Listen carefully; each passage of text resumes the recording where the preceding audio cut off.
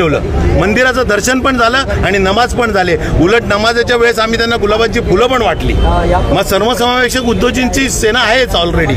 आम्ही त्यांचा निषेध करत नाही, आम्ही प्रशासनाचा निषेध करतोय आणि मुख्यमंत्र्यांचा निषेध करतोय।